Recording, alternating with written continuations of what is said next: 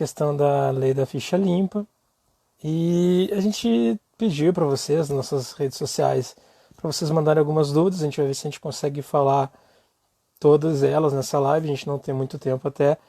E aí, em respeito ao nosso convidado, que é o Dr. Rodrigo, ele tem uma agenda um pouco apertada, ele não tem outros compromissos, então eu não sei quanto tempo ele tem disposto aqui pra gente, mas espero que a gente consiga encerrar algumas dúvidas, consiga a gente tratar sobre alguns aspectos que a gente achou interessante trazer aqui. Então eu vou ver se eu consigo chamar ele aqui para a live e vamos ver aqui um pouquinho, visualizar.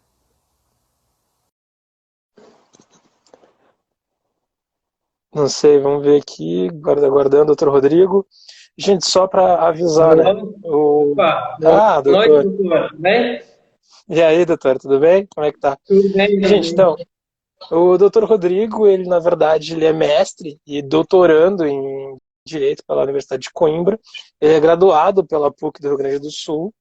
Ele trabalha como professor universitário na Unicatedral e é membro da Comissão de Compliance da ABA, então, da Associação Brasileira de Advogados. Então, eu gostaria primeiro de agradecer muito a tua presença aqui, doutor. Já é de longa data que a gente se conhece, mas é um prazer estar aqui dividindo essa live contigo. E acho que a primeira coisa, assim, para a gente poder começar a situar o pessoal eu queria que o senhor falasse um pouquinho do senhor e um pouquinho, um resumo, assim, sobre o que é a lei de ficha limpa. A gente já teve um post aqui durante a semana no nosso perfil, para quem quiser pode ir lá pesquisar, mas acho que ia contribuir muito, assim, a sua posição sobre o que é a lei de ficha limpa. Algo resumido para o pessoal mais ou menos entender e a gente poder largar de um ponto em comum, né? O que é? Perfeito, perfeito. Então, primeiramente, obrigado pelo convite aí do pessoal do grupo do Compliance, de vocês, do Compliance Eleitoral. Então, eu gostaria também de agradecer principalmente ao senhor doutor, né? O senhor doutor Luiz, que é um amigo já a longa data, mas também obrigado pelo convite, mesmo distante, né? A gente consegue ter essa participação. Então, um pouquinho de mim. Como o doutor falou, eu sou doutorando pela Universidade de Coimbra. Eu estou ainda lá fazendo meu doutorado mesmo, morando no Brasil aqui. Tem alguns anos para eu terminar, tem em torno de 3 anos para terminar. Meu tema justamente é sobre compliance, na verdade, um requisito mais específico, que é o compliance no direito penal, né? Como ele está funcionando, como ele vem funcionar, uma questão de como a gente vai fazer para trazer ele para o nosso sistema brasileiro, principalmente todas as suas relações. Enfim, é um assunto para outra hora. Não vem o caso agora. Exatamente. Exatamente, não vem o caso agora. O que a gente pode falar, então, da nossa lei, então, da nossa ficha limpa, meus queridos? Boa noite a todos. Se eu tiver algum aluno aqui, quero dizer só rapidinho, obrigado pela participação, obrigado por ter aparecido aqui na live. Obrigado, doutora Ariane, que entrou agora também, que é uma amiga conhecida minha. Então, vamos lá. Vamos falar um pouquinho da lei da ficha limpa, antes de a gente entrar mais específico. O que a gente tem que entender no nosso primeiro momento? Para todo mundo estar ciente do que é. Qual é a base da nossa lei da ficha limpa? A nossa lei da ficha limpa visa aquilo que mais tem no princípio da moralidade. Ou seja, o que a lei quer? A lei quer o preceito ético, agir conforme os preceitos éticos. Essa é a ideia que se envolve dentro da própria lei. Mas qual é o conceito que a gente pode tratar? O que a gente pode dizer que a lei trata? De uma maneira simples, ela determina critérios para a própria elegibilidade, ou seja, a gente tem critérios, requisitos, seja o que for que a doutrina quiser dar, independente, a gente tem mecanismos que dizem, você pode ou não pode tentar uma candidatura, você pode ou não pode buscar a elegibilidade, você tem a elegibilidade, você não tem, você é inelegível, desculpa. Sendo assim, nessa linha inicial, o que a gente entende mais?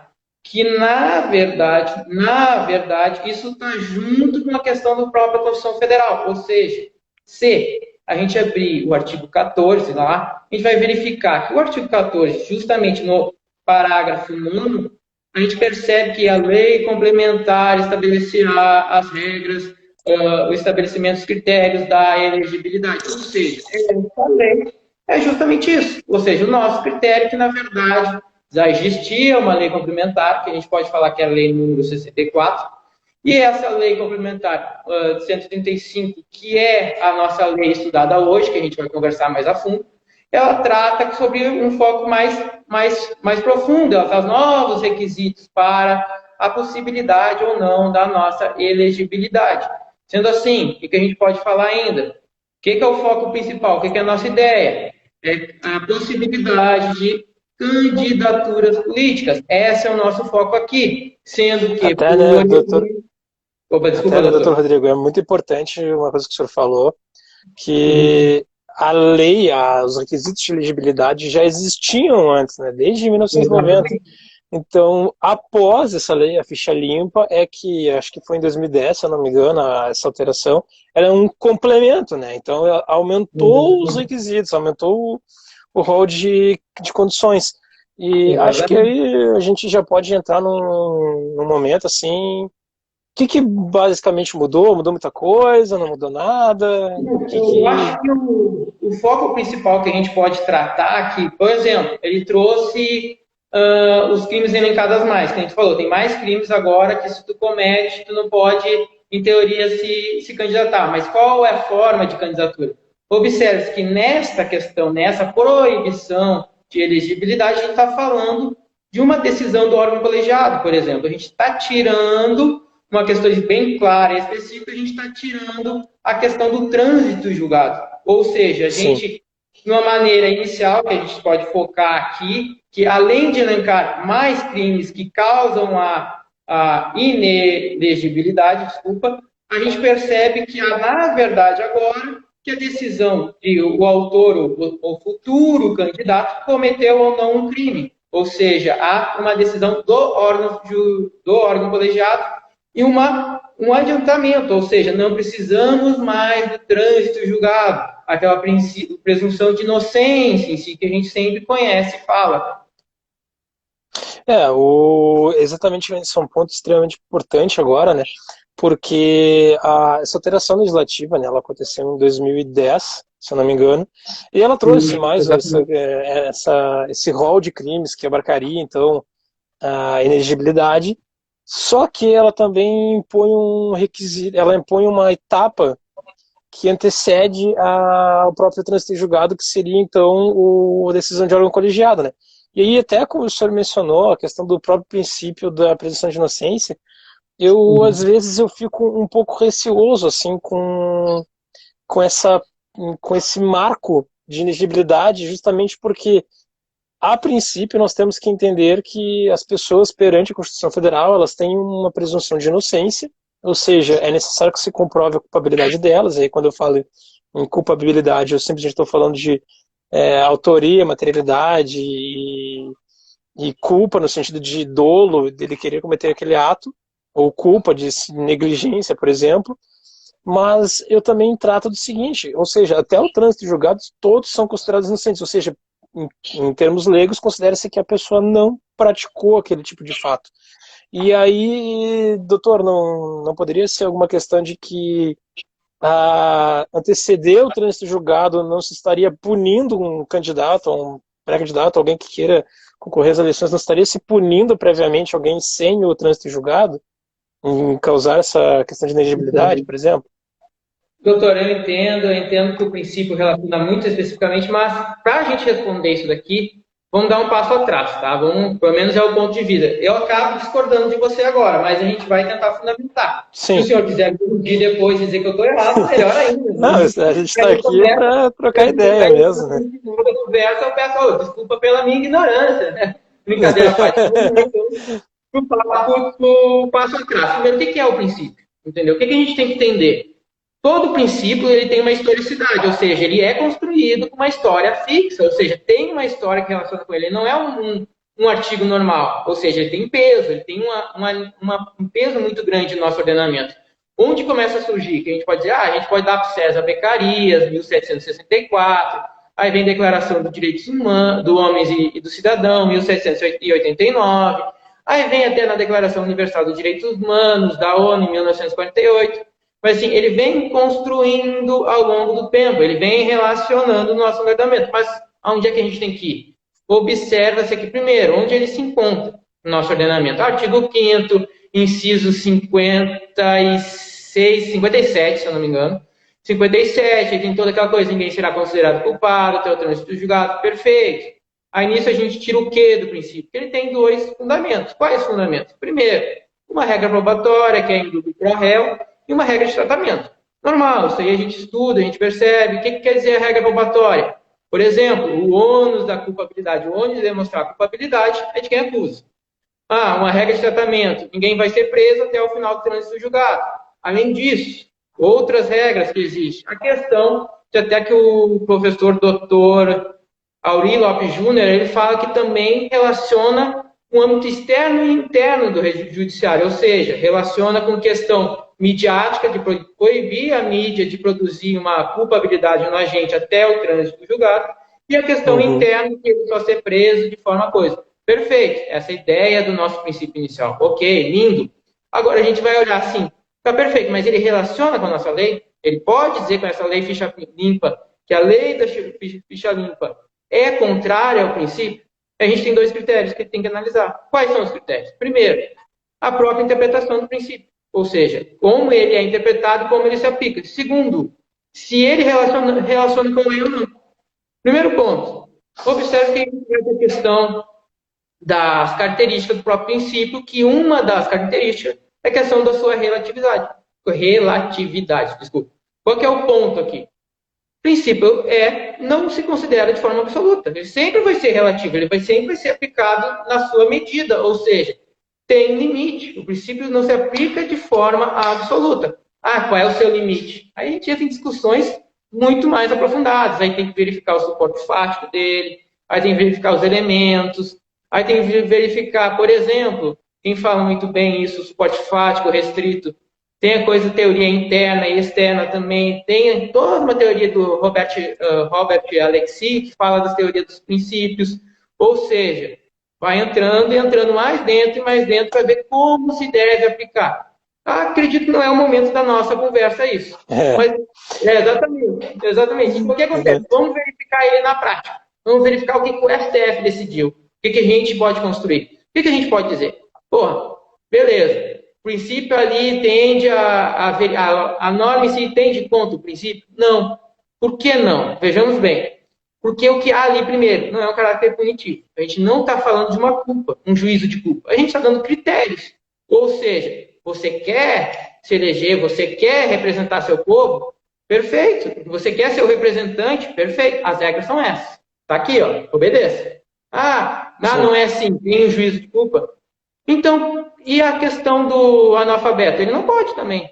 Cadê o juízo de culpa? Ou seja, são medidas, critérios possíveis que fazem uma separação. Por isso dá possibilidade, por isso dá oportunidade de terminar de ser relacionado com um órgão colegiado, não com o trânsito julgado em si. Não sei se eu deixei claro, doutor. Não, exatamente. Eu acho que a ponderação foi bem importante, porque a gente consegue fazer uma diferenciação muito grande, conforme tu falou, né? Entre culpa e requisito, porque, na verdade, o mero entendimento, a mera posição de que a condenação em um órgão colegiado estabelece um critério de inigibilidade não significa que eu estou punindo algum cidadão, eu estou punindo o indivíduo, eu simplesmente estou impondo algum requisito, assim como não ser inelegível, não ser inalistável, não ser analfabeto, para que você possa concorrer a um cargo político. Só que aí eu acho que a gente pode entrar talvez numa outra seara, né, doutor? Como é que um partido, por exemplo, como é que um candidato vai conseguir ter uma noção, supondo que ele sofreu algum indiciamento, ele foi denunciado falsamente, vamos trabalhar com essa hipótese, e só que não foi muito bem analisadas as provas, o processo está correndo, não estou conseguindo lidar muito bem, o pleito eleitoral está vindo. O que o partido consegue, e aí a gente entra muito mais nessa questão de compliance eleitoral, né? E aí talvez tendo uma visão do compliance eleitoral criminal, o que o partido pode começar a analisar e estruturar alguns mecanismos que eles podem fazer para poder ter alguma segurança de poder apresentar uma chapa, poder apresentar uma legenda que esteja em tese apta a assumir depois, né? Perfeito. Qual que é o primeiro ponto que eu acredito que a gente tem que entender, eu pelo menos entendo? Uma decisão de colegiado, perfeito. Se houve uma decisão de colegiado, há todo um translado, toda a passagem para chegar até lá. Será que a possibilidade de ser incorreto, de ser, tipo assim, necessário a sua absolvição depois, será que não vai ser o mínimo real de tantos N processos que a gente tem? Ou seja, há todo um trâmite, perfeito, nenhum processo é perfeito, essas coisas, beleza, a gente não está discutindo isso. Mas ao chegar no segundo grau de jurisdição, ao chegar no colegiado, eu acho que não tem todo o mecanismo hábil, toda a gente qualificada para isso, para verificar. E além do mais, segundo ponto que a gente pode conversar, a gente não pode pré-determinar, essa é a regra do jogo, você pode sofrer com isso. Você que quer ser político. É diferentemente quando a gente conversar com o direito penal. Ou seja, o direito penal tem que ter essa aplicação dos princípios, tem que ser respeitado lá em cima, sem dúvida, cumprir o que está determinado nos princípios. Mas a gente não está falando de direito penal, a gente está falando de administrativo, a gente está falando de eleições. Se você quer participar da eleição, essa é a regra. E aí que a gente chega, como um partido, como alguém pode se precaver? A questão em si que a gente pode falar, a própria compliance pode relacionar com isso, ou seja, eu fazer uma proteção, se eu sou o setor de compliance, por exemplo, se eu sou de um partido e quero contratar alguém, primeira coisa que eu faço, eu contrato o Dr. Luiz. O Dr. Luiz vai abrir o setor de compliance para mim. É ele que vai falar na ponta, porque eu sei que o cara vai trabalhar. Mas além disso, o que eu vou chegar para o Dr. Luiz? Olha só, a gente precisa se precaver, a gente precisa ganhar a eleição, a gente tem planejamento, a gente precisa de voto. O que o senhor vai fazer? Vai implantar um compliance preventivo, vai analisar os candidatos, vai analisar se eles valem a pena para o partido, vai criar requisitos no estatuto partidário, vai analisar o estatuto partidário e aplicar no caso à parte. Então, você vai ser o cara, você vai ser o mecanismo todo no setor jurídico que vai se prevenir para não acontecer essas coisas. Aí você vai pesquisar sobre o candidato, sobre matéria penal dele, se ele foi já condenado ou se ele tem investigação. E aí vai fazer uma análise de risco, podendo ser assim, pelo exemplo, fazer uma análise de risco se é possível esse terceiro, que a gente pode até falar de due diligence depois, esse terceiro é importante para a nossa equipe, é importante para o nosso partido, em que ponto? Ou seja, toda essa análise que o doutor Luiz vai fazer se eu tivesse um partido, né, doutor? Né? Mas a gente está aqui para ajudar mesmo. Mas é interessante essa questão do compliance do estatuto, porque, na verdade, quando você vai montar a chapa, né, por assim dizer, tem que ser feita nos moldes do próprio estatuto do partido, né? E você tem que respeitar aquela regra. E, inclusive, o partido talvez tenha que fazer alguma análise de risco, fazer algum planejamento para si, para no próprio estatuto ele prever certos tipos de candidatos que eles não gostariam de ter. Se eu não me engano, eu posso estar equivocado agora no que eu vou falar, mas se alguém souber, puder me corrigir depois. O que acontece? Supondo o Novo, por exemplo. O Novo, se eu não me engano, eles têm previsto no estatuto deles de que não pode ter candidato sendo reeleito, né? Você não pode se candidatar para se reeleger a algum cargo. Então, eu acho isso uma estratégia muito interessante, por exemplo, porque isso evita que você fique criando, às vezes, raízes e talvez até comprometendo depois o teu pleito eleitoral ou até mesmo a imagem do próprio partido.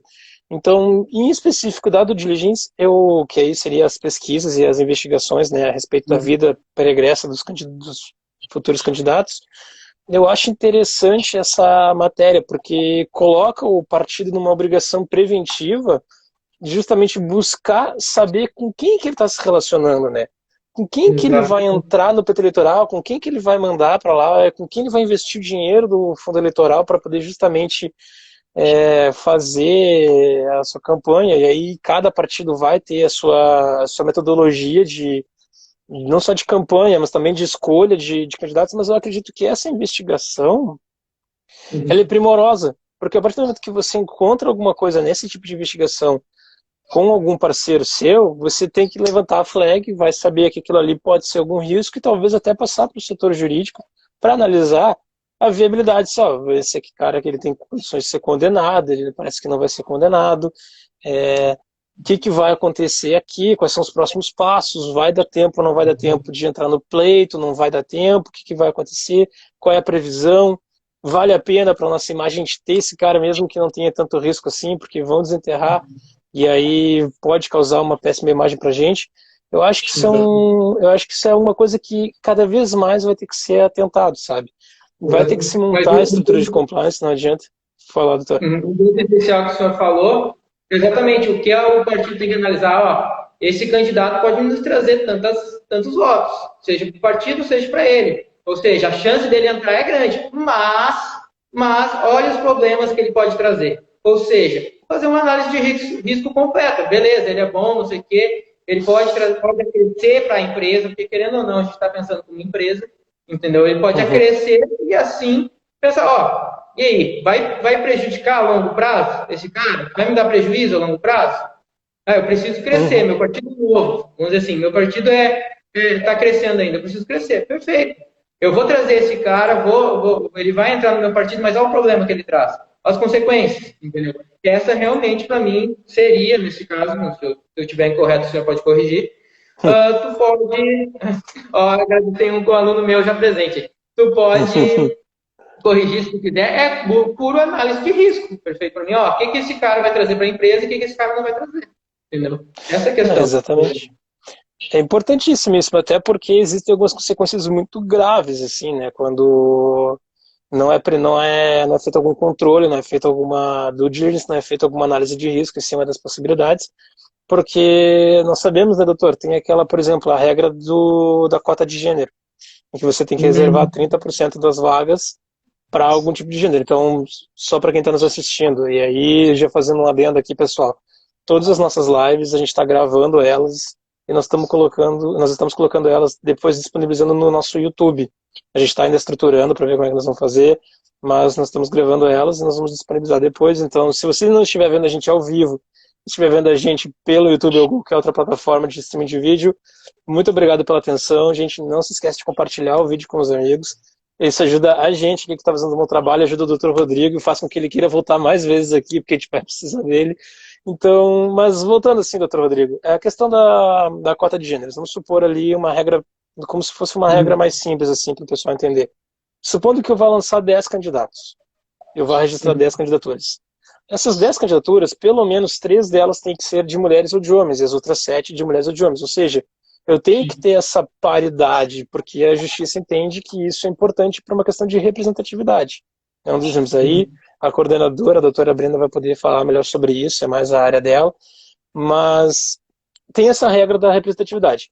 O que acontece?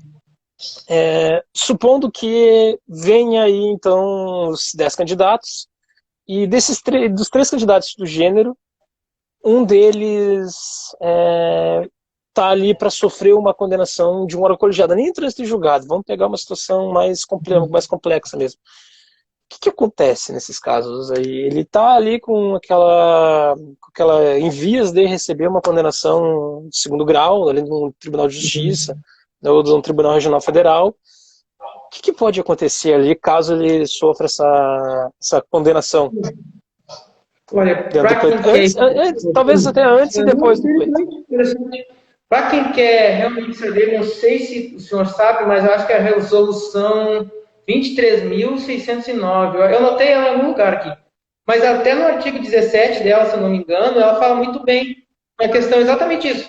Se, por exemplo, sem uma análise de compliance, por exemplo, essa pessoa, a questão de gênero, ela ia entrar com a cota de 30, perfeito. Agora, sem o compliance, e essa pessoa com a questão de gênero cai depois, acaba caindo toda a chapa, toda a questão. Então tem um problema de o partido, essa coisa, perder toda uma possibilidade, ou seja, aumenta o dano possível que podia ser evitado. Entendeu? Tipo, se eu não me engano, é o artigo 17, parágrafo 2º da resolução 23.609. Fala exatamente isso. Não sei se eu estou certo, doutor. Eu vou dar uma pesquisadinha aqui, confesso, porque todo mundo acha que a gente é uma enciclopédia de artigos, né, doutora? Na verdade, a gente tem a possibilidade de dar uma consultada depois, né? Eu não sei se mas eu sou, entendeu? Eu sou. É por isso que eu lhe convidei. Mas o senhor está certo, é o artigo 17. Até, eu estou olhando aqui, né? É importantíssimo a gente também estabelecer isso para as pessoas, porque a questão de você ser elegível ou não ter esses empecilhos de elegibilidade, são analisados no momento do registro da candidatura. Então, ou seja, supondo que eu tenho uma questão de elegibilidade, mas o doutor não tem, a minha candidatura vai ser impugnada, não vai passar. Ela não vai nem ser aceita. Agora, eu acho que o risco está também, e aí como o doutor falou, né, supondo que venha aí uma questão de inegibilidade depois, aí tem aquela questão das cotas, por exemplo, temos 7 candidatos, 7 homens, 3 mulheres, e aí uma das mulheres, ou então vamos inverter o exemplo, né, 7 mulheres e 3 homens, um dos homens é condenado a segundo grau, e aí o que acontece? Depois que foi registrado as candidaturas e passou o prazo para isso, e aí você perdeu os trâmites legais internos ali para poder recorrer, cai todo mundo. E aí isso aí é um risco enorme, que eu acredito que seja, e acaba prejudicando todo o pleito eleitoral. Mas é justamente, eu acho que é isso que os partidos talvez tenham que começar a se atentar agora daqui para frente. Começar a pensar com quem que eles querem se relacionar. Tudo bem, a gente entende que tem alguns players dentro do mercado, vamos assim dizer, algumas pessoas, algumas personalidades que trazem muitos votos, mas você vai ter que começar a fazer uma gestão de risco justamente para você saber o que vale a pena ou não você se engajar, né? Até a respeito disso, é muito importante também que o partido comece a pesquisar e comece a se prevenir e ter códigos de conduta dentro dele. Porque o partido político ele não é uma entidade pública, gente, ele é uma entidade privada. Ele é uma pessoa jurídica de direito privado. Então, um código de conduta alinhado com um estatuto bem definido para você proibir tipo de questão que você não pode aceitar esses tipos de condutas de certos candidatos. Você vai ter, sim, o corte deles, você não vai querer eles como seus representantes. É muito importante isso. Eu acho que agora mais do que nunca, e até entrando aqui um pouquinho do assunto, nada a ver, mas a questão do próprio coronavírus, e aí vai para a minha próxima pergunta, tá, doutor? Já lhe faço ela. Mas até por questão do próprio coronavírus, que vai ter que começar a se repensar um monte de coisa, vai ter que começar a se repensar a questão de destinação de verba partidária e tal. Justamente na nossa última live a gente comentou de que talvez não, entendemos que é melhor assim, a destinação do fundo partidário para combate do coronavírus. Então isso vai ter que mudar um pouquinho a estratégia do partido e um pouquinho a estratégia do candidato para ele poder fazer melhor a campanha dele. Mas vamos lá agora, doutora, em questão de coronavírus. Como é que funciona assim? Quanto tempo a pessoa se torna inelegível? E supondo que as datas empurrem para frente, ou seja, a questão do registro de candidatura passe mais para frente, não seja mais ali em agosto, se não me engano. Passe para frente. A questão, o prazo de elegibilidade é quanto tempo, mais ou menos? E se ele empurra para frente também ou não? Deixa eu ver se eu entendi. Está perguntando, por exemplo, se a inegibilidade é posterior ao registro, vamos dizer assim, com essa mudança. É isso que você está me perguntando? Não, vou supondo que eu tenho um registro aqui em agosto, mas por conta do coronavírus, ele passa, a data do registro, ela vai passar para novembro, por exemplo. E supondo que o candidato, a pessoa, já tenha tido uma condenação em segundo grau lá atrás, bem lá atrás. Por quanto tempo dura a inelegibilidade dele e se essa inelegibilidade acaba sendo postergada também ou se ela se mantém fixa no tempo? Essa é a minha dúvida. Olha, no meu ponto de vista, o que eu posso dizer para o senhor é o seguinte, pelo que eu consegui entender, eu acho que dessa vez você vai ter que me corrigir, que a questão, se ele tem a condenação lá, que é 8 anos, base da condenação lá do órgão colegiado, por exemplo, e aí tem os 8 anos, se termina agora com essa mudança eleitoral, ele já, em teoria, eu acho que nesse ponto ele já poderia se candidatar. Ou estou enganado? Eu estou pensando em qual artigo eu posso encontrar isso. Não sei se o senhor pode... Porque é que, na verdade, né, o que acontece, né? É justamente agora uma questão que vai vir mais ou menos à tona, né? Porque é um pré-requisito você não ter nenhum impedimento de inegibilidade para você registrar sua candidatura. Então vamos supor que o registro da candidatura seja em agosto, que é mais ou menos o padrão normal, se não me engano. Sim. Supondo que seja em agosto e a duração da condenação dele, né, que o senhor comentou, tem a pena toda e depois mais os 8 anos de duração depois do cumprimento de pena, supondo que esses 8 anos acabem em setembro, ou seja, em agosto ele não tem ainda os requisitos de elegibilidade, ele não pode se registrar como candidato, porque ele não tem ainda os 8 anos pós a cumprimento de pena.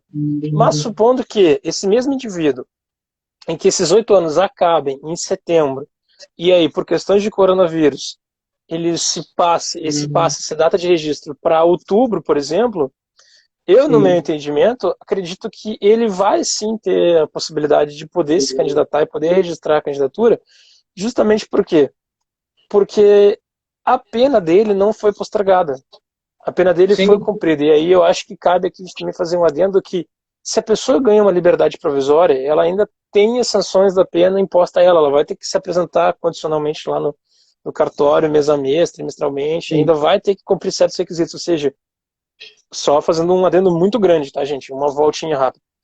Se a pessoa lá no meio da pena conseguiu progredir de regime, conseguiu liberdade provisória, um livramento condicional, e tá na rua, tá em, por exemplo, prisão domiciliar, ele ainda está sofrendo as sanções da pena, no meu entendimento, ele ainda está sofrendo as sanções da pena. Terminado isso, encerrou a pena dele. Ele tem mais esses 8 anos de inegibilidade, dependendo do crime que ele cometeu e tal. A gente está trabalhando com a regra geral. Supondo, no meu entendimento, como a inegibilidade, esse requisito, esses 8 anos, no primeiro caso, em que o registro em agosto esses 8 anos acabam em setembro, ele não pode se candidatar, ele não pode registrar a candidatura dele. Ponto pacífico para mim.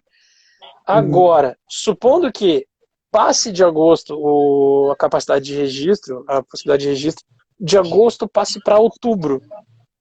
Os 8 anos dele não muda, porque a pena não está condicionada à questão de coronavírus, por exemplo. Outras questões do coronavírus afetam a pena, mas não essa, que é o cumprimento, que é o tempo de cumprimento, inclusive. O tempo de cumprimento ele tem regras próprias, regras à parte, que não interessam aqui. Porém, uma vez cumprido, passados os 8 anos, se a data de registro muda para frente, eu creio que ele tem sim a possibilidade de efetuar o registro dele.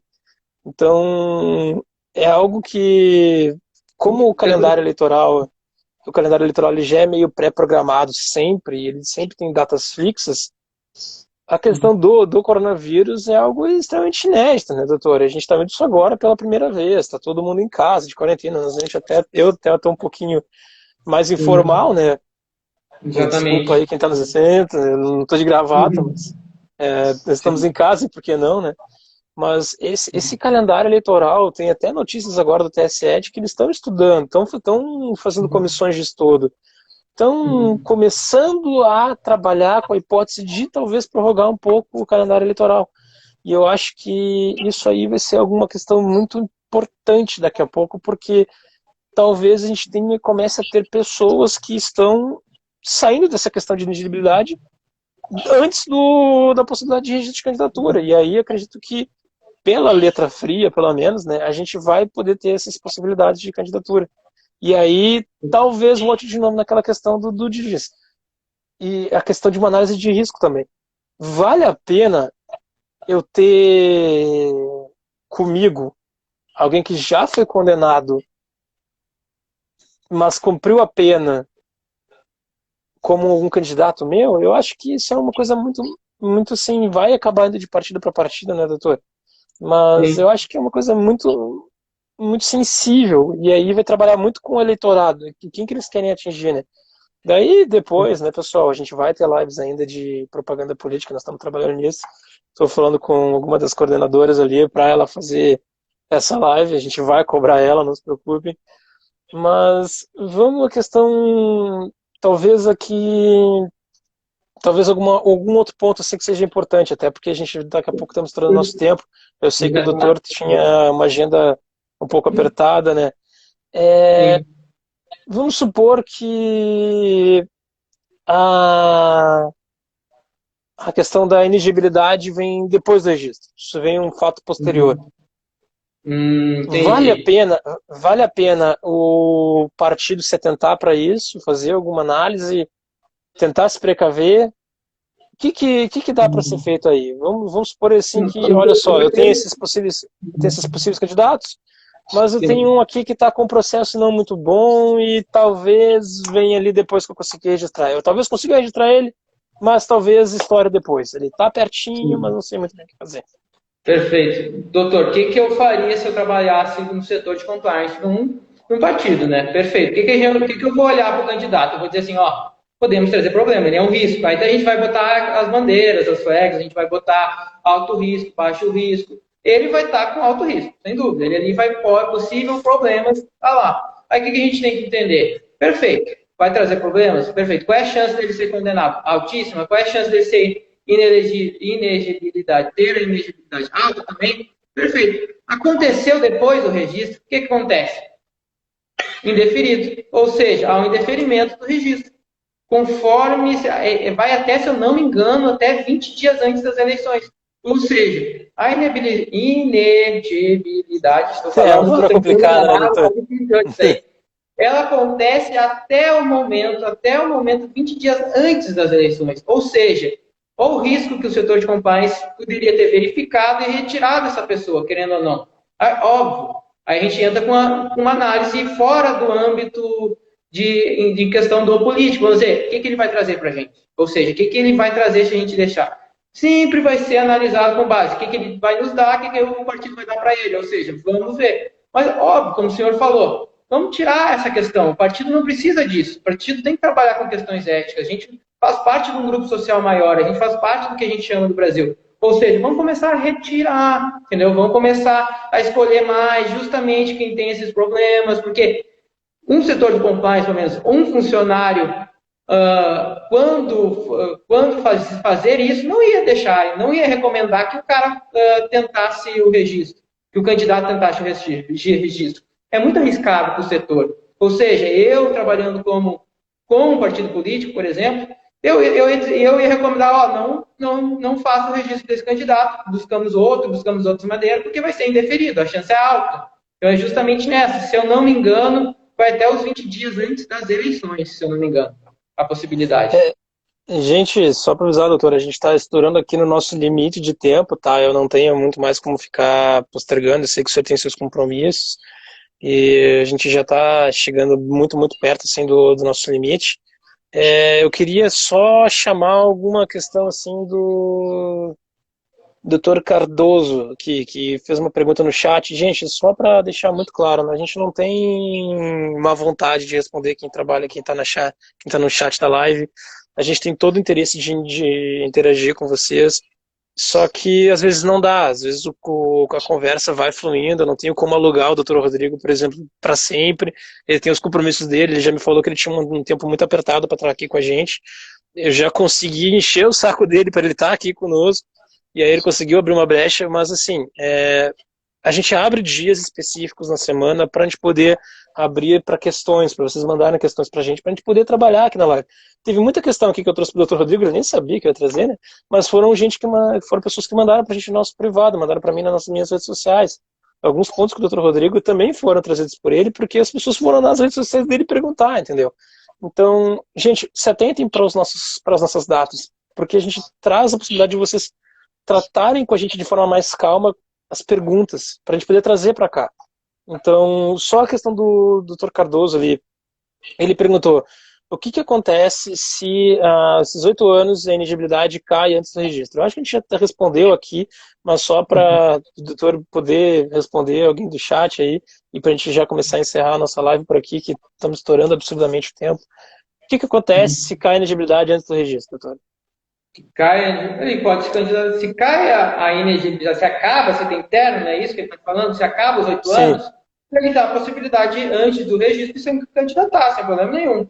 Perfeito? Sim, Né? Isso aí e aí entra muito no seu apontamento de vamos analisar se ele vale a pena, então a gente registrar ele como candidato. Aí a questão é outra. Ah, beleza, esse cara saiu, ele pode se candidatar, mas esse cara vai trazer uma banca boa, uma banca ética que a gente tem que trabalhar, porque a questão não, compliance é muito ética. A questão, vamos trabalhar com ética. Vale a pena para o setor compliance dizer assim, não, beleza, ele já pode ir lá. Ele vai ganhar as eleições, que é um cara conhecido. Peraí, o setor de compliance diz, esse cara já teve problema, esse cara tem vários problemas, esse cara pode trazer problema de novo, pode manchar a sigla, pode manchar o partido. E não é só no momento das eleições. A gente vê isso na prática, que as consequências posteriores para o partido é drásticas. Por exemplo, existe um partido aí que perdeu muitas eleições agora, uns anos para trás, justamente porque era conhecido como um partido importante do povo, e com isso, consequentemente, por algumas condenações de alguns, não de todos, o partido perdeu representantes do Congresso, perdeu um monte, e assim foi. Foi por causa do quê? Um setor de compliance ineficiente, ou não tem nenhum setor de compliance. Perfeito? Essa é a ideia que a gente Exatamente. tem. Essa é a ideia que a gente Exatamente. tem. Vou falar não, eu, tipo, vou olhar para o cara e pronto. Não, vamos dar uma olhada global, o que vai acontecer com a gente? A gente não pode. Entendeu? Exatamente. Essa é a ideia. Essa é a ideia. Eu, exatamente. Gente, estouramos o tempo. Eu não tenho mais como alugar o Dr. Rodrigo. A gente já estourou os 40 minutos, que era a previsão da nossa live. E como somos compliance, a gente tem que se ater ao tempo que a gente destina. Muito obrigado, Dr. Rodrigo. É sempre um prazer ter o senhor por aqui. Já participou de alguns outros projetos com a gente, participou de alguma criação de alguns posts também. A gente quer trazer o senhor mais para frente, claro.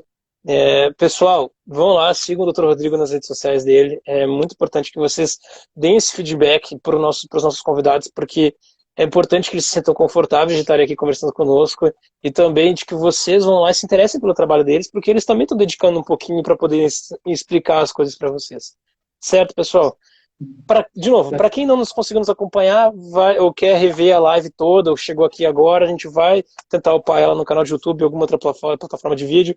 Eu, francamente, não sou a pessoa que estou cuidando dessa parte dentro do projeto. Eu vou passar para a coordenadora Maíra, ela que vai cuidar disso aí. Ela vai cuidar também de responder o pessoal. Lavei minhas mãos. Não está mais comigo aqui a responsabilidade. Eu só vim aqui entreter um pouco vocês e deixar o Dr. Rodrigo palestrar um pouquinho e talvez até compartilhar um pouquinho do conhecimento que ele tem conosco. Dr. Rodrigo, quer deixar algum recado para o pessoal? Muito obrigado mesmo por ter participado. Eu gostaria, em primeiro lugar, de agradecer ao senhor, né, e o grupo de compliance de vocês, aí de Porto Alegre, eu estou aqui em Mato Grosso no momento.